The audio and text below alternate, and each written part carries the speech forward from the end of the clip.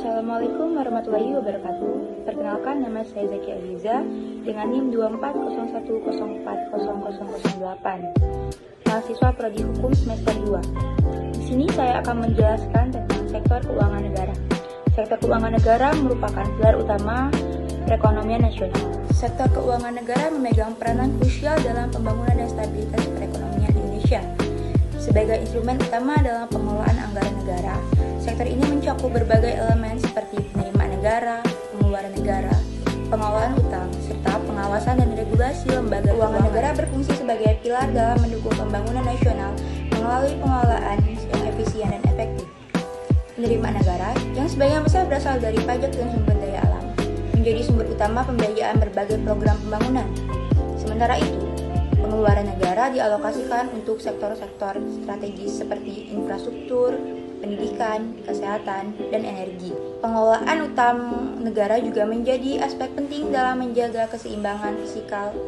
Utang yang dikelola dengan bijak dapat digunakan untuk membiayai proyek-proyek besar yang mendukung pertumbuhan ekonomi tanpa membebani anggaran negara dalam jangka panjang.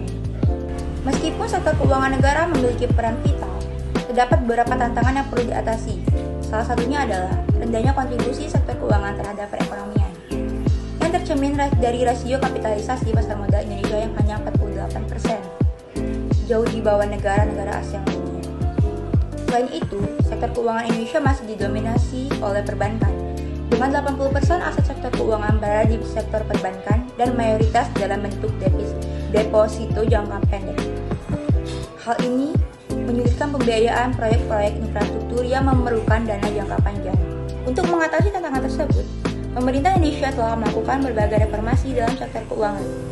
Salah satunya adalah melalui penerbitan Undang-Undang Nomor 4 Tahun 2023 tentang pengembangan dan penguatan sektor keuangan (UU P2SK) yang bertujuan untuk memperkuat kelembagaan dan regulasi sektor keuangan agar lebih adaptif terhadap perkembangan zaman.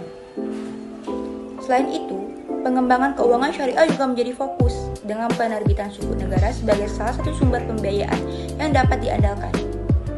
Suku terbukti efektif dalam membiayai berbagai proyek pembangunan dengan lebih dari 3.400 proyek yang dibiayai melalui suku antara tahun 2013 hingga 2021. Kementerian Keuangan sebagai bendahara umum negara memiliki peran sentral dalam pengelolaan keuangan negara melalui Direktorat Jenderal Pembendaharaan atau DJPB. Kementerian ini bertanggung jawab atas pengelolaan anggaran, penerimaan dan pengeluaran negara, serta pengawasan terhadap penggunaan anggaran oleh instansi pemerintah. Selain itu, DJPB juga berperan dalam menjaga stabilitas fiskal dan mendukung pembangunan nasional melalui pengelolaan utang negara yang prudent. Jadi, kesimpulannya adalah sektor keuangan negara merupakan fondasi utama dalam pembangunan ekonomi yang ada di Indonesia. Melalui pengelolaan yang efisien dan efektif, sektor ini dapat mendukung pencapaian tujuan pembangunan nasional. Namun, untuk mencapai hal tersebut diperlukan reformasi yang berkelanjutan, penguatan kelembagaan, serta peningkatan literasi keuangan masyarakat agar sektor keuangan negara dapat berkontribusi maksimal terhadap perekonomian nasional.